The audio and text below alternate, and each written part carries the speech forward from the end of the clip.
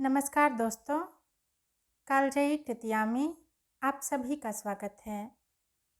आज मैं लेकर आई हूँ ममता कालिया द्वारा लिखित कहानी आपकी छोटी लड़की। आइए सुनते हैं। टुनिया जरा भागकर चिट्ठी डाला। टुनिया ठंडा पानी पिला। मैंने गैस पर दूध चढ़ाया है, तू पास खड़ी रह टुन्नो, कुछ करना नहीं है। जब दूध उफनने लगे तब तो गैस बंद कर देना। दिन भर दौड़ती है टुनिया। स्कूल से आकर होमवर्क करती है, थोड़ा बहुत खाना खाती है और इसके साथ ही शुरू हो जाता है काम पर काम पर काम। घर के टेढ़े से टेढ़े और सीधे से सीधे सब काम टुनिया के जिम्मे। टुनिया बाजार से लकड़ी लाएगी, टुनिया पौधों में पानी देगी, टुनिया मम्मी को दवाई देगी, टुनिया बाहर सूख रहे कपड़े उठाएगी, टुनिया 10 बार दरवाज़ा खोलेगी, 10 बार दरवाज़ा बंद करेगी। अगर पड़ोसिन आंटी से 15 दिन पहले दी गई कटोरी मांगनी है तो टुनिया ही जाएगी। वह इतनी बहादुर है जो जाकर सीधे सीधे कह दे, आंटी वह कटोरी दे दीजिए, वही जिसमें हम सरसों का साग दे गए थे आपको। अचानक मेहमान आ जाए तो बर्फ़ मांगने केरा वाला मेम साहब के पास टुनिया ही जाएगी। और किसकी मजाल जो उस बदतमीज औरत को पटाकर उसके फ्रिज से बर्फ़ निकलवा सके। टुनिया है तो 13 की, पर लगती है 11 की। न उसे दूध पीना अच्छा लगता है, न अंडा खाना। हल्का फुल्का बदन है उसका, कमर इतनी छोटी कि स्कूल यूनिफॉर्म की स्कर्ट खिसके पड़ती है। जरा भागे तो ब्लाउज स्कर्ट के बाहर, इसीलिए टुनिया को बेल्ट लगानी पड़ती है, या फिर स्कर्ट में 3-3 जगह हुक फंसाने के लिए लूप। स्कूल जाने के लिए तो बाकायदा तैयार होना ही पड़ता है, टाई भी लगानी पड़ती है, जूते भी चमाचम चाहिए। पर वैसे टुनिया को ढंग से कपड़े पहनने का धीरज कहाँ। जो हाथ आया गले में डाल लिया। घर में सभी के बाल कटे हुए हैं, मम्मी के, दीदी के, यहाँ तक कि कॉलिन के भी। कॉलिन सुबह शाम आती है, डस्टिंग करती है, कपड़े इस्त्री करती है और रसोई में खाना बनाने की पूर्व की तैयारी। खाना उसे नहीं बनवाया जाता। मम्मी कहती हैं कि वह पकाएगी तो छूत लग जाएगी। टुनिया को जरा भी समझ नहीं आता कि यह छूत कैसे लग सकती है। जैसे कॉलिन आटा गूँथे, सब्जी काट दे तो ठीक, लेकिन वही सब्जी यदि छौंक दे तो छूत, वही आटा अगर सेंक दे तो छूत। कॉलिन है बड़ी फैशनेबल, नाक भौं सिकोड़ते हुए बता चुकी है कि अगर उसके बाप को दारू का इतना लालच न होता तो वह कभी काम करने को न निकलती, वह भी घर घर। कॉलिन 3 घरों में जाती है। वह इतना पाउडर लगाती है कि पड़ोस के देवराज ने उसका नाम पाउडर एंड कंपनी रख छोड़ा है। कॉलिन ऊंची सी फ्रॉक पहनती है और ऊंची सैंडल। उसका शरीर भी कई कोण से ऊंचा ऊंचा लगता है। हर इतवार वह चर्च जाती है और हर शनिवार पिक्चर। कभी उसके बालों में नया क्लिप होता है, कभी स्कर्ट की जेब में नया रुमाल। बगल वालों की आया मेरी जब पूछती है कहाँ से लिया, तो कॉलिन आंखें मटका कर कहती है, हमारा बॉयफ्रेंड दिया। टुनिया को कॉलिन पसंद नहीं है।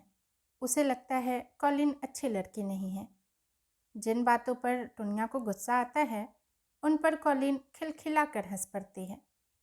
हर समय मस्ती से चढ़ी रहती है उस पर। फैशन और पिक्चर के सिवा उसे कुछ नहीं सोचता। वह बाकायदा एक्टिंग करके पिक्चर की कहानी सुनाती है, भले ही कोई सुने चाहे ना सुने। उसका इस तरह मटकना टुनिया को नापसंद है। वह कई बार मम्मी से कह चुकी है, इसकी छुट्टी क्यों नहीं कर देती, पर मम्मी हर बार एक ही सुर पर बात खत्म करती हैं, टुन्नो तो सुबह तैयार होकर चल देती है स्कूल, बेबी को टाइम नहीं मिलता, रह गई मैं तो भाई साफ बात है मुझसे इतना काम नहीं होता। कॉलिन भी मदद न करे तो मैं मर जाऊं। मम्मी मरने जीने के सवाल न जाने कहाँ से ले आती हैं, बात बात पर। अभी जबलपुर से माधुरी आंटी आई थी और छुट्टियों में टुनिया को साथ ले जाना चाहती थी। मम्मी ने कहा, ना बाबा ना, टुनिया को मैं नहीं भेज सकती। एक तो कॉलिन छुट्टी पर गई हुई है, ऊपर से तो उसे ले जाएगी। मुझसे नहीं होता इतना काम, मैं तो जीते जी मर जाऊंगी। माधुरी आंटी अकेली वापस चली गई थी। हालांकि टुनिया मन ही मन बहुत तरसी थी जाने के लिए। कैसा होगा जबलपुर, उसने मन ही मन सोचा था। अपनी किताब में उसने भेड़ा घाट के बारे में पढ़ा था। वह वहाँ जाकर मिलान करना चाहती थी कि किताबें कितना सच बोलती हैं। पर मम्मी को वह कैसे मर जाने दे। मम्मी की खातिर तो वह सारा दिन भागती है, कई ऐसे काम भी करती है जो उसे कतई पसंद नहीं। मसलन पाल साहब के यहाँ जाकर पापा को फ़ोन करना, नल बंद होने पर निचली मंजिल पर डॉक्टर जगतियानी के घर से पानी लाना, बाजार से कांदा बटाटा खरीदना और सामान मम्मी को पसंद ना आने पर उसे वापस करने दुकान पर जाना। मम्मी उससे दुनिया भर का सामान मंगाएंगी पर उसमें मीन मीख निकालेंगी। साबुन में तो 10 पैसा ज़्यादा दे आई है, बट्टी लेकर वापस वोहरा के पास जा और कह, हमें नहीं लेना साबुन। लूट मची है क्या, जो दाम मन में आया ले लिया। टुन्नो, इतनी बड़ी हो गई है तू, अभी तक अदरक खरीदने की अक्ल नहीं आई। यह एकदम 2 कौड़ी की अदरक है, गट्ठे वाली। अदरक तो एकदम बादाम जैसे आ रही है आजकल। अब टुनिया क्या जाने अदरक बादाम जैसी कैसे होती है। उसे तो अदरक एकदम नीरस चीज़ लगती है, खाने में भी और देखने में भी। एक बार खरीद कर वापस करना क्या इतना आसान होता है। पसीना आ जाता है, कार्टून अलग बनता है। छुट्टी वाले दिन एक दोपहर घर में पानी एकदम खत्म था। मम्मी ने छत से कह दिया, टुनिया एक छोटी बाल्टी पानी नीचे से ले आ, कम से कम चाय तो बने। डॉक्टर जगतियानी के यहाँ नल के साथ साथ हैंडपम्प भी लगा है। निचली मंजिल होने की वजह से उनके यहाँ पानी हर वक्त आता है। डॉक्टर और मिसेज जगतियानी दोनों सुबह अपने क्लिनिक पर जाते हैं, दोपहर 2:30-3 तक लौटते हैं। लौटकर खाने के बाद वे सो जाते हैं, एयर कंडीशनर चलाकर। उनके घर की पूरी देखभाल उनका नौकर राम जी करता है। वही फ़ोन सुनता है, कॉल बेल बजने पर दरवाज़ा खोलता है, कार साफ करता है और खाना बनाता है। सारी शाम जब डॉक्टर साहब और मिसेज जगतियानी क्लिनिक पर होते हैं, राम जी टीवी देखता है। यह उसका रोज का काम है। टीवी को वह टीबी कहता है। एक एक अनाउंसर को वह पहचानता है। उसने सबको नाम दे रखे हैं, फर्स्ट क्लास, सेकंड क्लास, चलेगा और खटारा। उस दिन टुनिया पीतल की छोटी बाल्टी लेकर नीचे पहुंची तो डॉक्टर साहब के घर का पिछला दरवाज़ा खुला था। टुनिया सीधे अंदर पहुंच गई। टोटी खोलकर देखा, पानी नहीं था। फिर उसने हैंडपम्प चलाया, वह भी सूखा पड़ा था। तभी राम जी रसोई में से निकल कर आया। आज पानी नहीं है, सब खलास। टुनिया ने एक बार और नल खोलने के लिए हाथ बढ़ाया ही था कि राम जी ने अपने पजामे की ओर इशारा किया और अश्लील ढंग से मुस्करा कर कहा, लो इससे भर लो। टुनिया कुछ नहीं समझ पाई, पर जो उसने देखा उससे घबराकर वह दहशत से चीखती भाग खड़ी हुई। बाल्टी वापस उठाने का होश किसे था।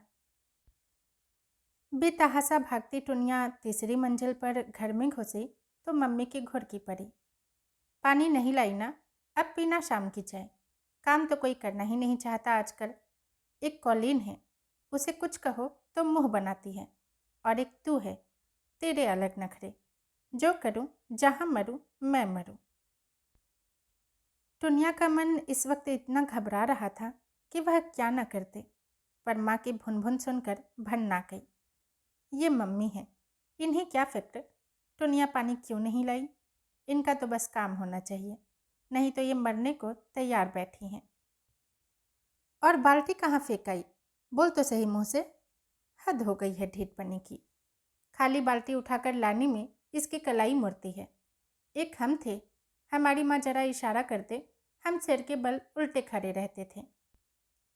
बस शुरू हो गया ये और इनका जमाना। अब यह रिकॉर्ड जल्दी नहीं रुकने वाला।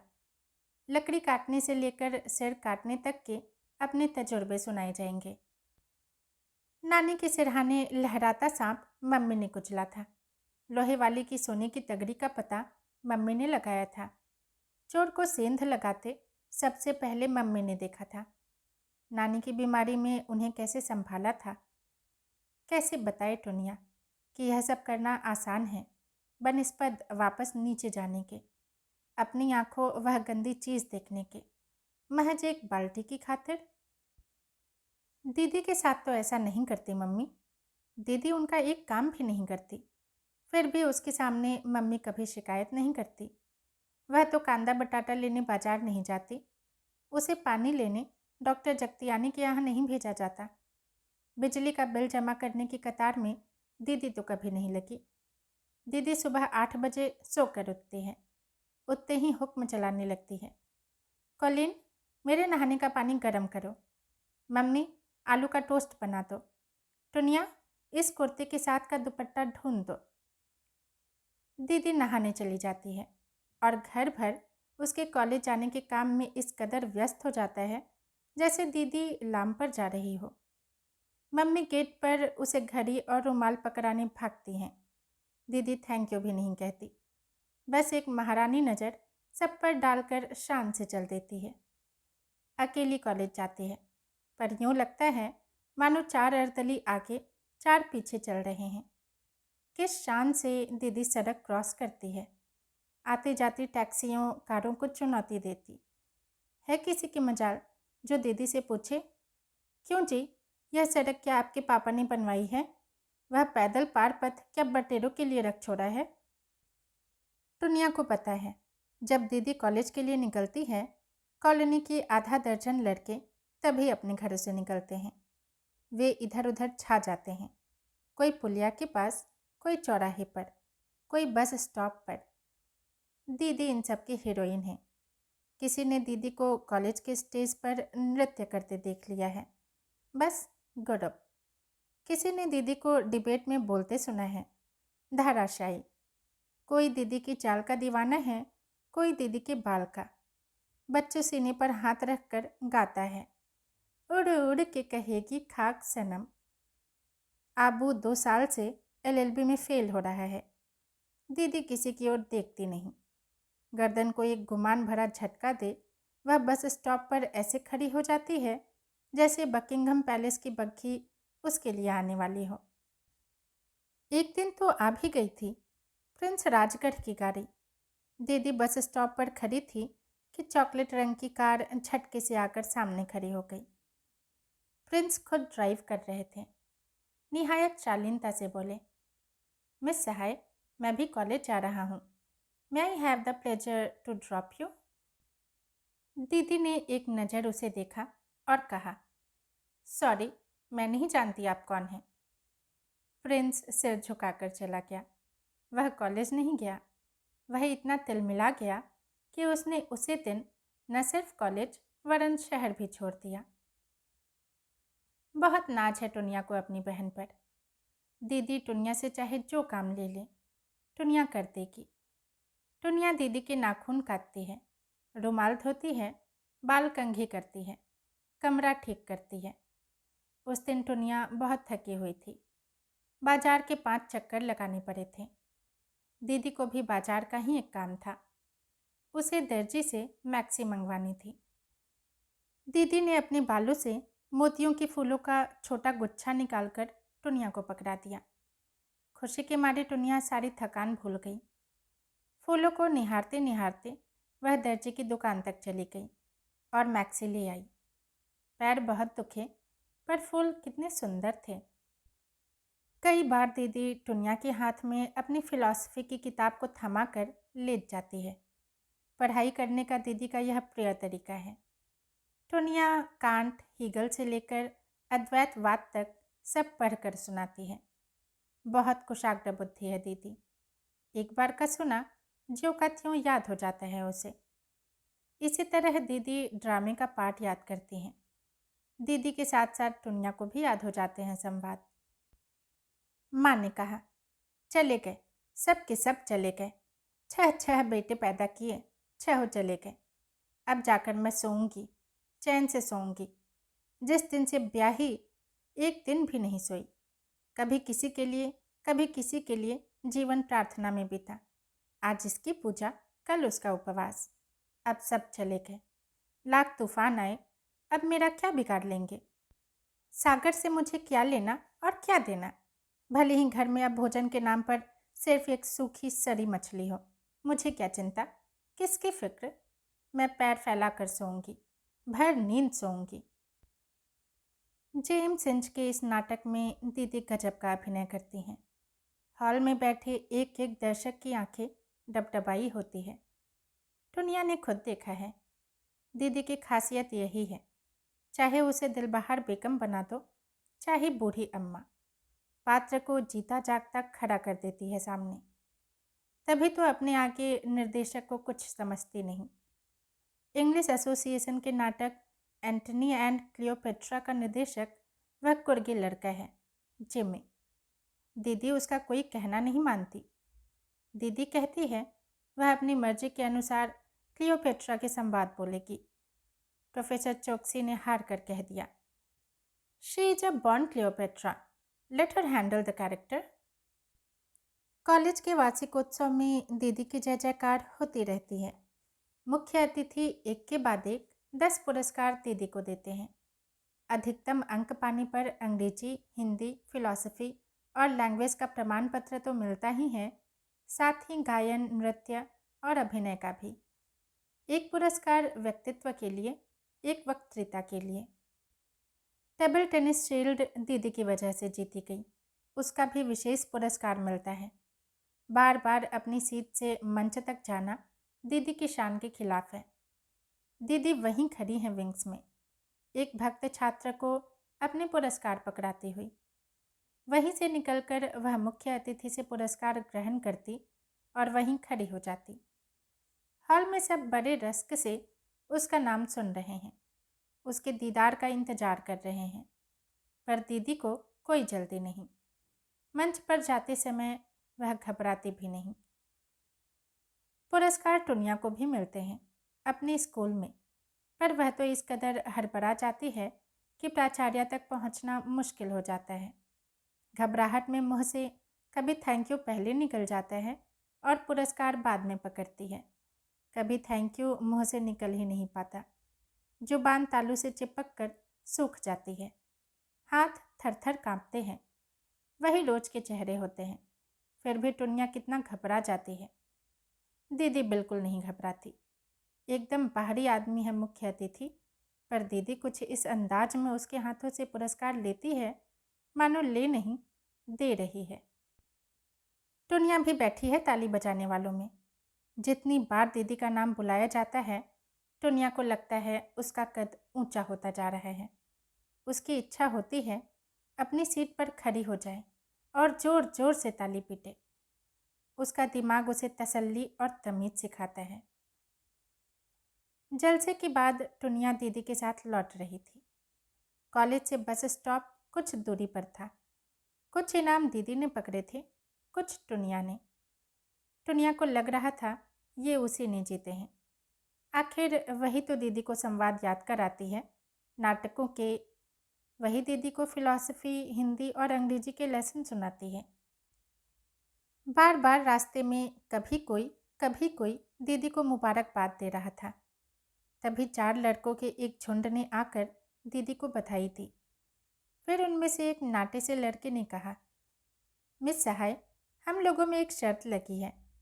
राज कक्कड़ का कहना है यह लड़की जो आपके साथ है आपकी बहन है। मेरा कहना है ऐसा हो ही नहीं सकता। बकवास करना राज की पुरानी आदत है, लेकिन मैं आपकी शान के खिलाफ इसे बोलने थोड़े ही दे दूंगा। आप असलियत बता दीजिए, हम लोगों में आइसक्रीम की शर्त लगी है। दीदी ने निहायत लापरवाही से कहा, मेरी बहन है यह, तो ना सहाय। लड़कों के मुंह अवाक से रह गए। उन्होंने टकटकी लगाकर टुनिया को जांचा, जैसे चिड़ियाघर में बच्चे जबरा देख रहे हों। राज कक्कड़ ने विजेता अंदाज में बाहें चढ़ा ली। देखा ना, मेरी खबर गलत नहीं हो सकती, है ना धमाका। नाटे लड़के ने हताश स्वर में कहा। यह आपकी सगी बहन है मिस सहाय? हाँ बाबा हाँ, दीदी ने हंसते हुए कहा। एक ही माँ की? हाँ, और एक ही पिता की भी। दीदी ने अपनी तरफ से मजाक मारा, जिस पर सब हो कर हंस पड़े। टुनिया को पहली बार रोना रोना सा आ गया। कितने बेहुदा लड़के हैं, कैसे भद्दे मजाक करते हैं। यह क्या शर्त लगाने की बात है? कितनी बार वह दीदी के साथ कॉलेज जा चुकी है। बहन नहीं तो क्या चपरासिन है। घर जाकर टुनिया ने किसी से कुछ न कहा, पर रुलाई एक अंधर की तरह मन में घुमर रही थी। किसी को उसकी ओर देखने का अवकाश ही कहाँ था। कोई दीदी की पीठ ठोंक रहा था, कोई उसका मुंह चूम रहा था। पापा ने दीदी से सगर्व कहा, you are my brainy daughter, शाबाश। टुनिया को मम्मी ने तत्काल भेज दिया बाजार लड्डू लाने। पड़ोस के घरों में लड्डू बटेंगे। दीदी ने इतने इनाम जो पाए हैं। सबके बच्चे उसी कॉलेज में पढ़ते हैं, पर है कोई जो इतने इनाम पाए? टुनिया घंटों घर घर घूमती फिरी। 7 number, 8 number, 9 number, Kairawala, Jagtiani, Dwivedi, Alam Khan. Call bell बजाई, दरवाज़ा खुला। टुनिया ने हाथ जोड़े। नमस्ते आंटी, हमारी दीदी इस साल फिर हर चीज़ में फर्स्ट आई है। मम्मी ने मिठाई भेजी है। नमस्ते। पापा ने रेडियो पर से टुनिया के स्कूली कप उठाकर ताक पर रख दिए और दीदी के बड़े कप सजा दिए। कमरा जगमगा उठा। नए कप चमकते कितने गजब के हैं। अब कल फोटोग्राफर आएगा, दीदी की फ़ोटो खींचेगी। रात जब टुनिया अपने बिस्तर पर लेटी, उसे न जाने कहाँ से अवश्य रुलाई आ गई। स्पष्ट नहीं था कि वह क्यों रो रही थी, पर आंसू थे कि बहे जा रहे थे। लगातार रोने से नींद भी उड़ गई। टुनिया दबे पांव उठकर गुसल खाने में गई। वहां लगे शीशे में उसने अपना चेहरा देखा। नहीं, इतना बुरा तो नहीं कि बर्दाश्त न हो। बाल उसकी दीदी से लंबे और मुलायम हैं। त्वचा भी उसकी चमक रही है। फिर उन लड़कों ने क्यों कहा कि वह दीदी की कोई नहीं? और फिर अगर लड़कों ने बदतमीजी की भी तो क्या दीदी उन्हें डपट नहीं सकती थी? क्या उसका हाथ अपने हाथ में ले गर्व से नहीं कह सकती थी, देखो यह है मेरी बहन, मेरी अपनी छोटी बहन, तुम्हें दिखाई नहीं देता? टुनिया क्या करे कि अपनी दीदी की बहन लगे? क्या गले में पट्टा लटका ले, या आटे के बोरे में मुंह घुसा ले, या छील डाले अपनी चमड़ी छिलके की तरह? टुनिया को इसी तिलमिलाहट में याद आई उस लाल लहंगे की, जिसके कारण उसे कितनी मार पड़ी थी। दीदी को टाउन हॉल में एकल नृत्य प्रतियोगिता में नाचना था। उसके लिए नया लाल लहंगा, ब्लाउज और चूनर मंगवाई गई थी।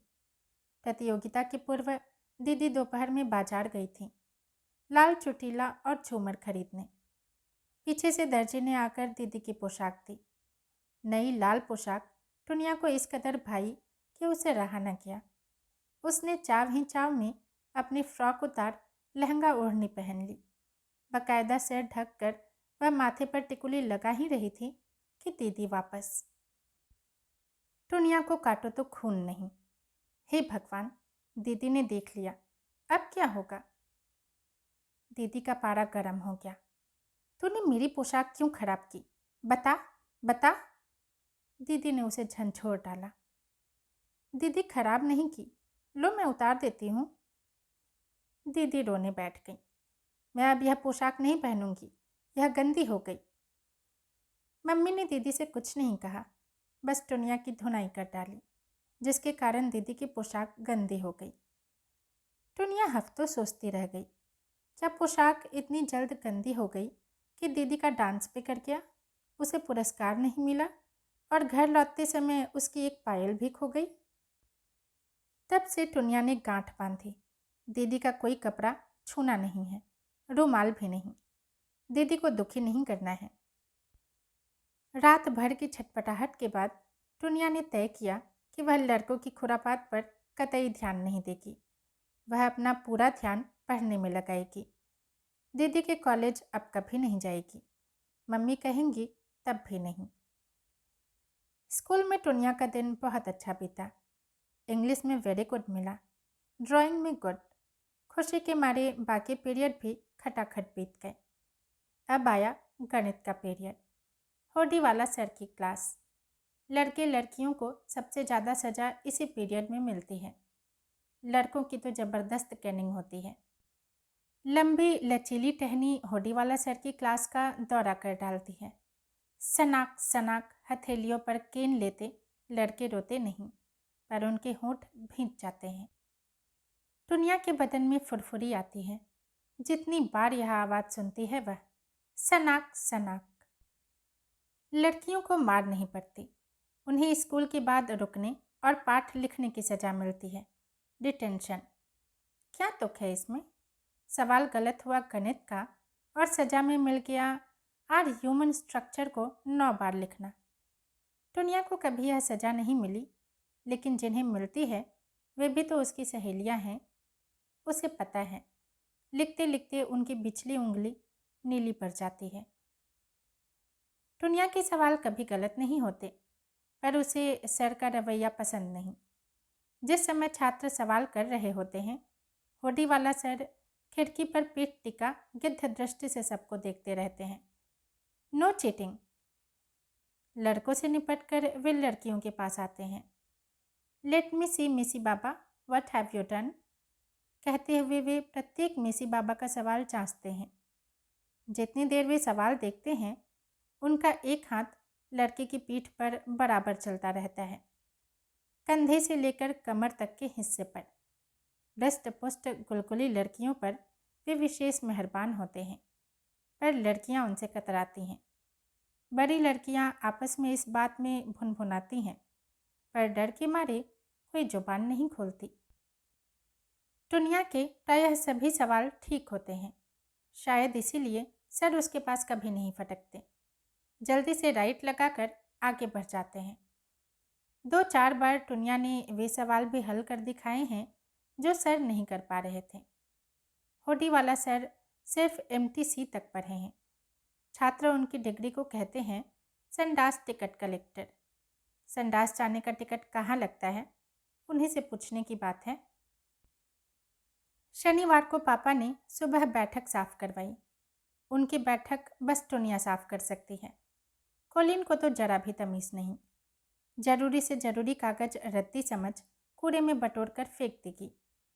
टुनिया जानती है कागज पापा की जान है। एक एक चिट्ठी, एक एक अखबार क्यों रखा हुआ है उसे पता है। मम्मी तो उकता जाती है इस सफाई अभियान से। उनका कहना है जितनी देर में पूरे घर की सफाई हो, उतनी देर में केवल यह बैठक साफ होती है। एक एक पेपर वेट को चमकाना, पोंछना, पिन कुशन में पिन खोसना, किताबें करीने से रैक में सजाना, इस सब की उन्हें फुर्सत कहाँ। पर टुनिया बोर नहीं होती। वह इस काम को झाड़ू और झाड़न की जुगलबंदी कहती है। फर्श पर बिछे बिस्तर की चादर बदली गई, किताबें ठीक से लगाई गईं, रेडियो का कवर और मेज पोश भी धुले हुए बिछाए गए। एक बहुत बड़े साहित्यकार आने वाले थे। टुनिया ने पूछा, पापा क्या इनका पैर उनसे भी बड़ा होगा जो पिछली बार आए थे? फिजूल की बात मत करो, पापा ने घुड़क दिया। पिछली बार भी उनके घर एक बड़े साहित्यकार आए थे। उनके पैर की छाप चादर पर पड़ गई थी। सफ़ेद चादर के बीच वह मटमैली छाप बड़ी अजीब लग रही थी। बाप रे बाप, टुनिया ने सोचा था, इतना बड़ा पैर। उसके तो 2-3 पंजे निकल आए इसमें से। उसने तभी सोचा था कि बड़े साहित्यकार का न केवल दिमाग वरन पैर भी बड़ा होता है। पर पापा को कोई खुराफात बर्दाश्त नहीं है।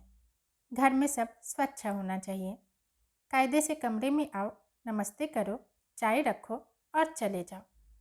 अगर कमरे में कविता पाठ चल रहा हो या गंभीर बातचीत, कभी टोको नहीं। सुनना चाहती हो तो चुपचाप बैठ जाओ। टुनिया किताबों की दुनिया से अनजान नहीं। किताबें उसे बेहद प्रिय हैं। वह कुछ भी और सब कुछ पढ़ डालती है जो सामने आ जाए। यह जो साहित्यकार आने वाले हैं, श्री मुक्तिदूत, इनका उपन्यास भी उसने पढ़ा है। उसके मन में उन्हें देखने की उत्कट अभिलाषा है। दुनिया जानना चाहती है वे दूसरे की मन की बात इतनी आसानी से और इतनी अच्छी तरह से कैसे समझ लेते हैं। क्या उनके पास डॉक्टर की तरह कोई स्टेथोस्कोप होता है? एक और बात जो दुनिया को समझ में नहीं आती वह यह है कि कोई साहित्यकार तो 50 पुस्तकें लिखने के बाद भी बड़ा साहित्यकार नहीं माना जाता और कोई महज एक पुस्तक लिखकर महान हो जाता है।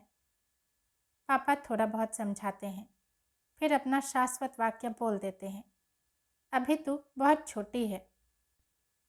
इतनी छोटी नहीं है दुनिया, दिल दिमाग हजार हजार सवालों से भरा पड़ा है। क्यों क्यों क्यों? उनके घर अधिकतर कलाकार और साहित्यकार आते हैं।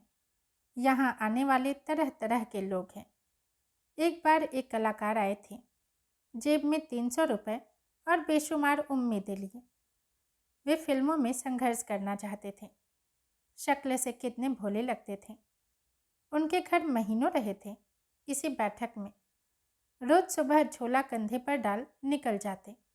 स्टूडियो दर स्टूडियो दरबानों से गिड़गिड़ाते। रात को थकान से लस्त और हौसले से पस्त लौटते। पापा उन्हें अपने साथ खाना खिलाते और देर तक उनकी हिम्मत बंधाते। अगली सुबह वे फिर निकल पड़ते।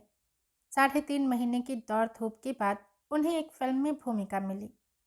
बस स्टॉप पर खड़े एक गुंडे की, जो चाकू दिखाकर लोगों की जेबें खाली कराता है और फिर चाकू चूमकर विचित्र अट्टहास करता है। हा हा हा हा। वे घर में चाकू चूमने और अट्टहास करने के रिहर्सल करते तो दुनिया कमरे से हट जाती। न जाने क्यों उसे लगता यह भूमिका उस कलाकार की तौहीन थी। उसके बाद सभी फिल्मों में वे गुंडे बने। 2 ही साल में वे फिल्म उद्योग के नामी विलेन हो गए।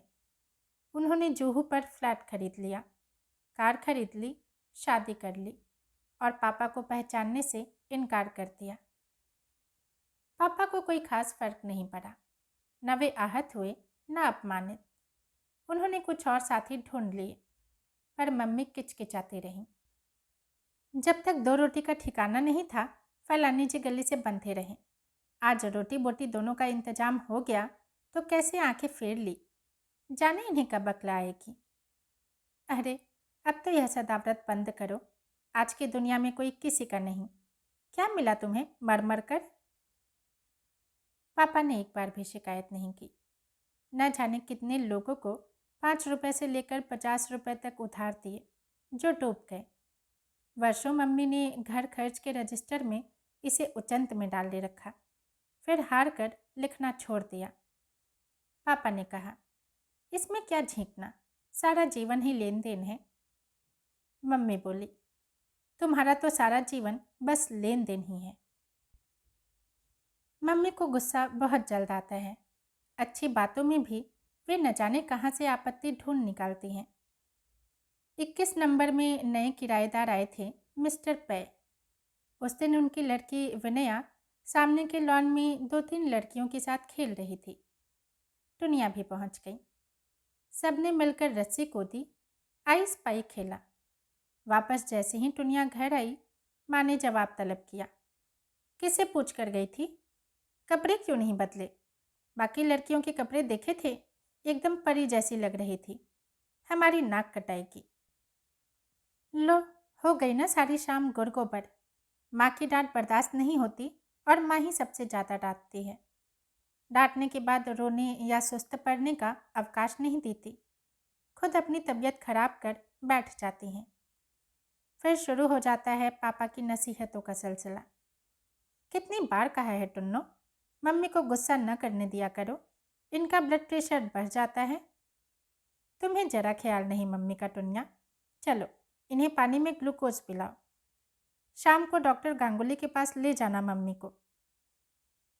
डॉक्टर मम्मी का ब्लड प्रेशर देखता है, दवा देता है। दुनिया जबरदस्त पश्चाताप से भर जाती है। डांट भी उसे ही पड़ती है, अफसोस भी उसे ही होता है। डॉक्टर के यहाँ भी वही जाती है, सॉरी भी वही कहती है। किसी को कोई फ़र्क नहीं पड़ता। कोई टुनिया को इस सवाल का जवाब नहीं देता कि ब्लड प्रेशर किसका जांचा जाना चाहिए, जिसने डांटा उसका या जिसे डांट पड़ी उसका। इन झमेलों से बिल्कुल अलग थलग दीदी एक अलग दिशा में दौड़ रही हैं। लगभग रोज शाम कोई ना कोई शो चलता रहता है। शो के बाद दीदी घर आती है, मेकअप उतार, कपड़े बदल, वह आंखें बंद कर लेट जाती है बिस्तर पर। थोड़ी थोड़ी देर में पापा या मम्मी जाकर उसे देख आते हैं। जब उसकी आंख लग जाती है तो हौले से बत्ती बंद करते हुए पापा कहते हैं, बहुत स्ट्रेन पड़ रहा है बेबी पर, इसे रोजाना एक सेब दिया करो। हर बात दीदी से बांटना चाहती है टुनिया। कल टुनिया ने उसे बताया, कितने बड़े साहित्यकार आने वाले हैं आज। दीदी ने कहा था, हाय, मैं भी सुनती उनकी बातें, पर क्या करूं, कल से तो नई रिहर्सल शुरू है, मेन रोल मेरा ही है। पापा सुबह से बड़े जोश में हैं। मुक्ति दूत जी के उपन्यास और काव्य संग्रह का फिर से पारायण हो रहा है। जगह जगह लाल पेंसिल से निशान लगाए जा रहे हैं। मुक्ति दूत जी से जमकर बहस करनी है। टुनिया भी साथ साथ पढ़ रही है। इस कमरे का आलम अनोखा है। यहाँ बैठकर मन किताबों में रम जाता है। न समय का ध्यान रहता है, न काम का। तभी मम्मी ने आकर कहा, टुनिया, चलो सनीचरी से सामान लाने। टुनिया का जोश जाम हो गया। सनीचरी का मतलब है सूखी मछली के गंधाते ढेर, बाजार की कचर पचर, धूप, पसीना, धूल, बॉडम छोले, कांदा बटाटा, गेहूँ, चावल, मसाले, पातर भाजी, खट्टा चोका और खटारा रिक्शा। पूरी बम्बई में कहीं रिक्शा नहीं चलता सिवाय इस सनीचरी के। इस रिक्शे से रूह कांपती है टुनिया की।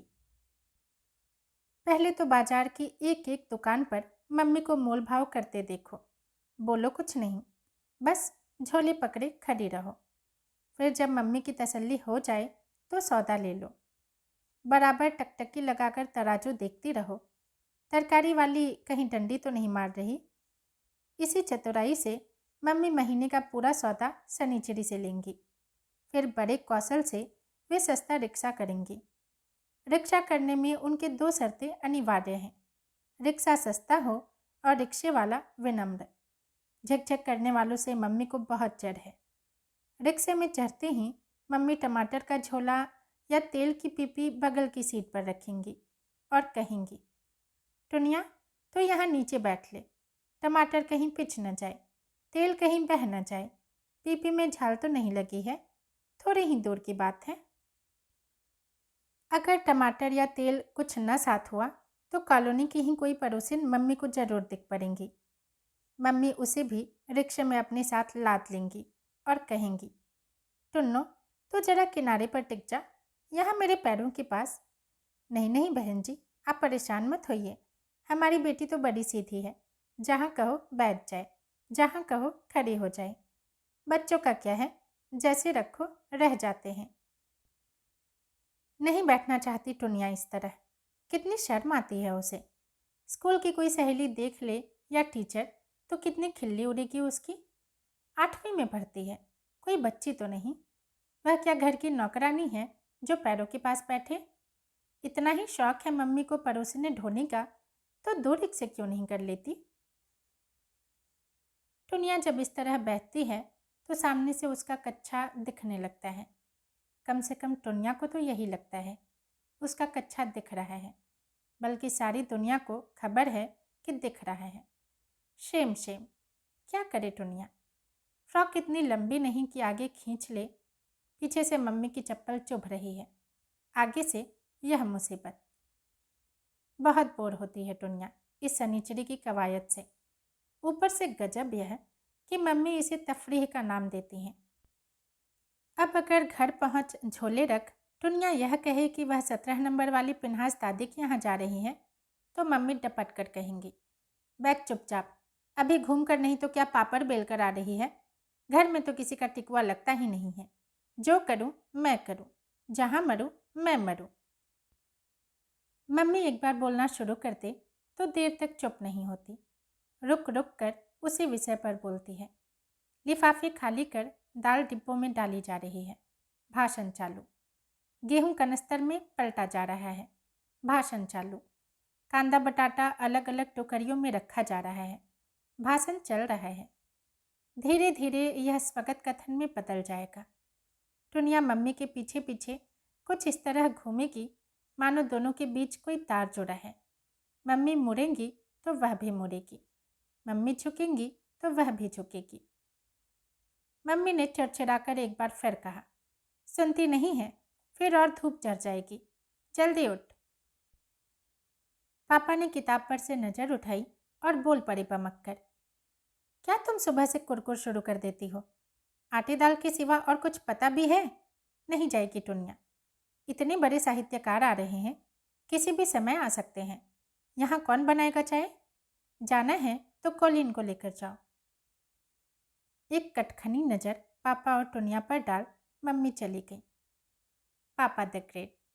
टुनिया को मजा आ गया, कैसी बाल बाल बची वह सनीचरी से, और कॉलिन क्या खूब फंसी। अभी अभी काम निपटा वह जाने की तैयारी कर रही थी, तभी तो उसने सबकी नज़र बचाकर फूलदान से एक फूल चोरी किया था, बालों में लगाने के लिए। टुनिया को सब पता है, रिक्शे में जब पटरे पर बैठना पड़ेगा सारी शान झड़ जाएगी आज। वह तो छोटी किसी तरह, अब जब पापा कहेंगे वह ऐसी फर्स्ट क्लास चाय बनाएगी कि मुक्ति दूध जी भी हैरान रह जाएंगे। दाल पहले से पीसी रखी है, पकौड़े तल देगी।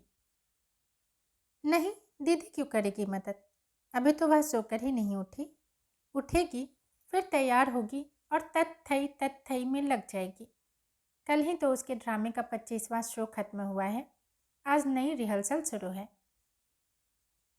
वक्त से 1 घंटे बाद मुक्ति दूध जी आए, चमत्कार की तरह, एकदम झकाझक सफ़ेद खादी का कुर्ता पाजामा पहने। आते ही हा हा हंसना शुरू किया। पापा बड़े प्रसन्न। मुक्ति दूध जी ने पहले उन्हें अफसरों की दृष्टिहीनता पर एक छोटा सा दिलचस्प भाषण दिया, फिर उदाहरण, एक से एक अजीबोगरीब। गनीमत है पापा ने बिना बितके सुन लिया, नहीं तो कोई भरोसा नहीं पापा कब सहसा अफसर बन जाए, कब साहित्य प्रेमी। एक बार ऐसे ही किसी कवि के बेतकल्लुफ़ी से बोलने पर पापा ऐंठ गए थे और उन्होंने थ्योरियों से बोलना शुरू कर दिया। कवि महोदय पापा को एक असफल मनुष्य बता रहे थे, जबकि पापा अपने को निहायत सफल मान रहे थे। पर मुक्ति दूध जी एक तो पापा के हमउम्र हैं, दूसरे बात करने का तरीका भी बिल्कुल अलग है। चकित है टुनिया।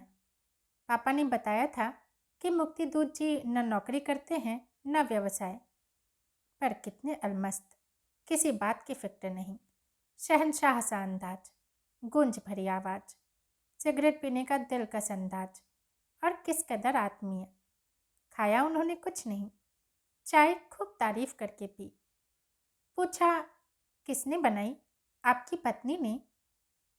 नहीं, टुनिया ने। यह है मेरी छोटी लड़की तोड़ना, पढ़ने में बहुत तेज है और चाय बनाने में भी। मुक्ति दूध जी हंस पड़े।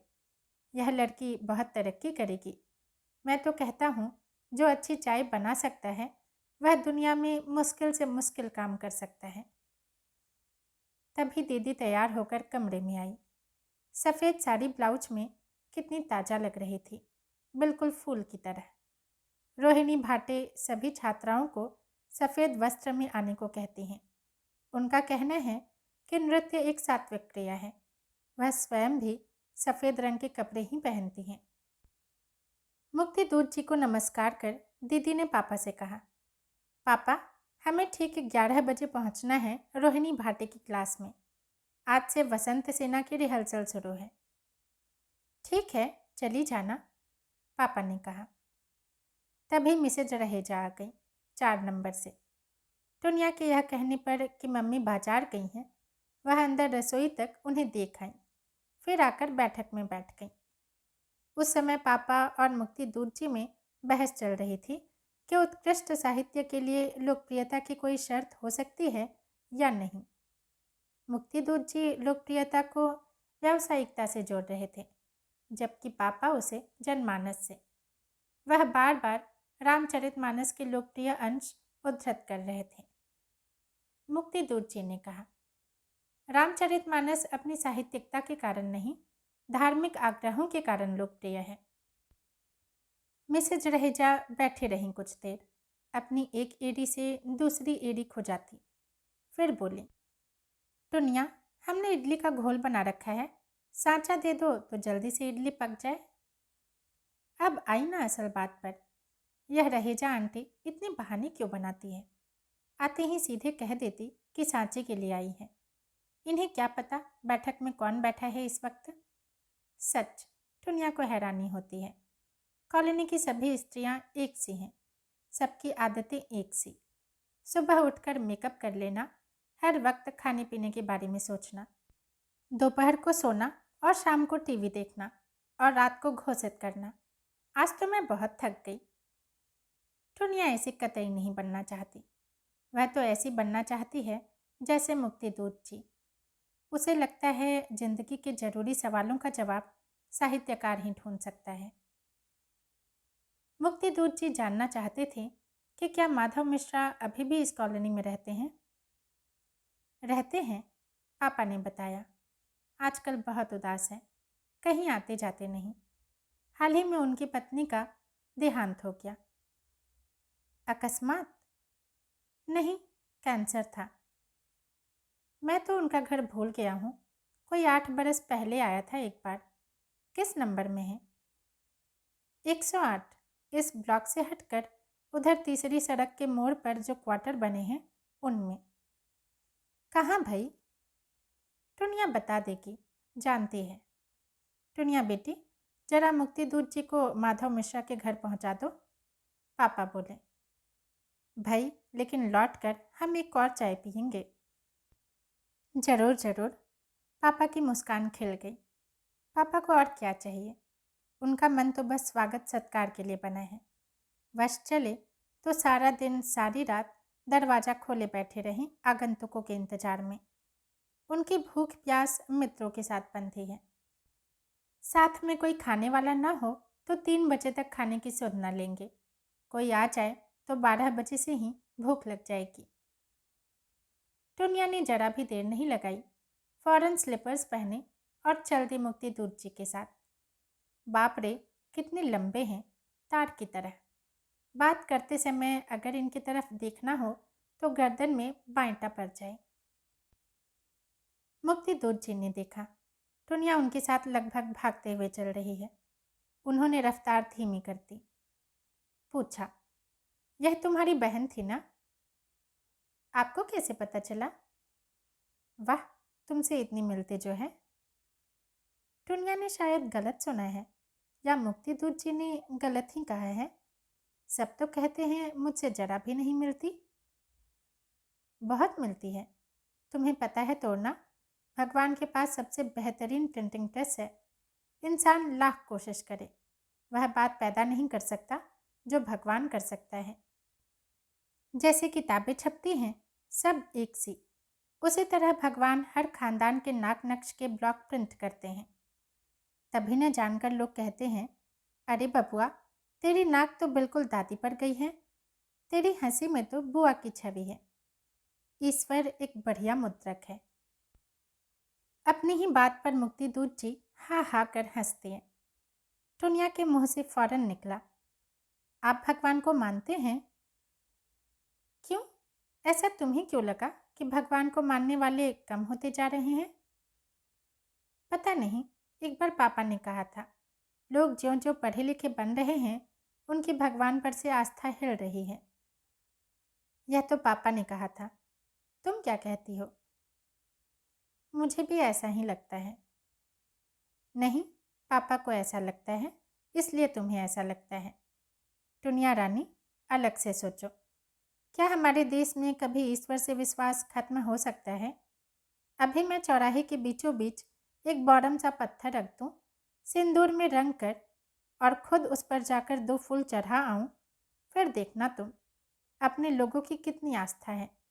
10 में से 9 आदमी यहाँ रुकेंगे, मत्था टेकेंगे फूल फल चढ़ाएंगे। इसे कहते हैं आस्था या अंधविश्वास। नहीं, विश्वास। वैसे विश्वास और अंधविश्वास में बड़ा महीन सा फर्क होता है। अभी तुम बहुत छोटी हो, वरना तुम्हें समझाता। आ गई ना वही बात। यह छोटी होना तो बवाले जान हो गया है। अच्छी खासी बात समझ आ रही थी कि ब्रेक लग गया। अभी तुम बहुत छोटी हो। इस वक्त मुक्ति दूर जी मेहमान हैं, वरना टुनिया पूछती, छोटों को बड़ा बनने के लिए क्या करना पड़ता है? क्या सिर के बल खड़ा होना पड़ता है? मुक्ति दूर जी ने गौर से उसकी ओर देखा। थक गई? नहीं, टुनिया ने गर्दन हिलाई। किस क्लास में पढ़ती हो? क्या नाम है स्कूल का? कैसे जाती हो इतनी दूर? लीजिए, आ गया माधव मिश्रा का घर। मिश्रा जी घर पर हैं। टुनिया का काम खत्म। जाएगी। मुक्ति दूत जी अब मिश्रा जी से बातों में मशगूल हो जाएंगे। दोनों साहित्यकार, दोनों बातूनी। जानती है टुनिया कि मुक्ति दूत जी को कौन सा याद रहेगा कि वह किस क्लास में पढ़ती है, कैसे स्कूल जाती है, स्कूल का नाम क्या है। बच्चों से ऐसी बातें सभी पूछते हैं और सभी भूल जाते हैं। पापा के एक दोस्त हर बार उससे उसका नाम पूछते हैं और हर बार भूल जाते हैं। पापा का ख्याल है चाय के बाद मुक्ति दूत जी को खाना भी खिलाया जाए। और क्या, 12 बजे हैं, चाय पिलाते 1 डेढ़ बज जाएंगे। मम्मी सनीचरी से अभी लौटी नहीं है, लौट कर भन्नाएंगी। बस शुरू हो गई इनकी दावतें। इतना ही शौक था खिलाने का तो किसी हलवाइन से शादी कर लेते। सारा दिन बैठी रहती भट्टी पर, बाजार से धूप में तपते आओ और मरो चूल्हे पर। टुनिया उनके आने से पहले कुछ बना लेती, पर क्या, उसे आलू की तरकारी के सिवा कुछ बनाना आता ही नहीं। दीदी होती तो उसकी खुशामद कर टुनिया पनीर निकलवा लेती, पनीर आलू की सब्जी बन जाती।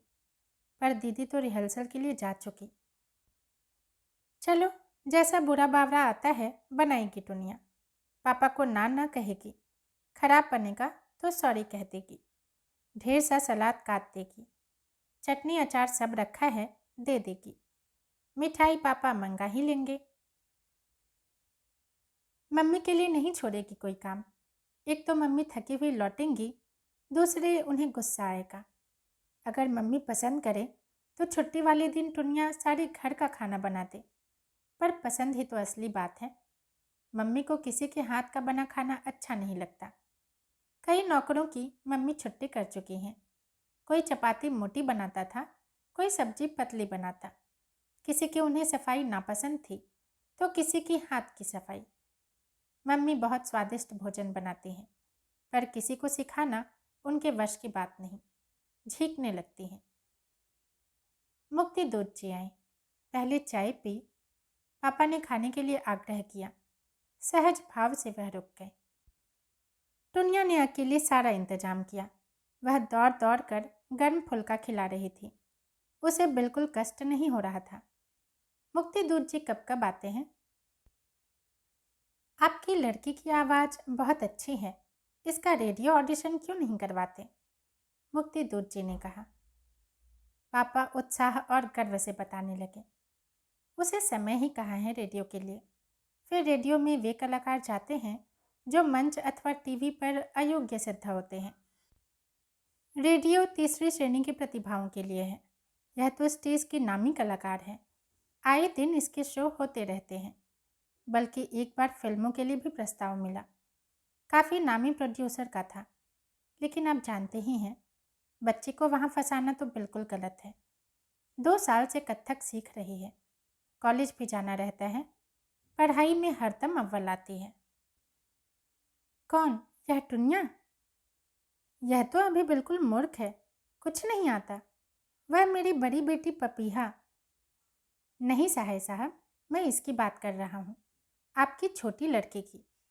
इसकी आवाज़ में एक संस्कार है, आजकल बहुत कम दिखाई देता है। फुल्का लाते हुए टुनिया ने सुना, आपकी छोटी लड़की। सहसा विश्वास नहीं हुआ टुनिया को। इस घर में हमेशा दीदी की जय जयकार हुई है। दीदी के गाने पर तालियां बजी हैं। दीदी के नृत्य पर बधाई मिली है। दीदी के प्रमाण पत्र मढ़ाए गए हैं। दीदी महान है। टुनिया से कोई पूछे दीदी क्या है। पानी का जग लाते लाते टुनिया के कानों में मुक्ति दूत जी की आवाज़ पड़ी है। सहाय साहब, आवाज़ से आप किसी की पूरी शख्सियत जान सकते हैं। सच्चे खरे इंसान की आवाज़ नाभि से उत्पन्न होती है और उधर से टकराती हुई एक समूची संस्कृति का दस्तावेज बन कंठ से निकलती है। आपकी छोटी लड़की की आवाज़ में यह सब है। उसकी आवाज़ एक समूची संभावना है। टुनिया का अंग अंग सितार सा झंझना उठा। क्या यह सच है? क्या यह सब उसी के लिए कह रहे हैं? बहुत मजाक करते हैं ना, लेकिन हंस तो नहीं रहे। मजाक के मूड में तो नहीं दिखते। गंभीर होकर बोल रहे हैं। इतने बड़े साहित्यकार झूठ क्यों बोलेंगे? शायद झूठ ही होगा। यूं ही उसे खुश कर रहे हैं या पापा की खुशामद कर रहे हैं। खुशामदी तो नहीं लगती।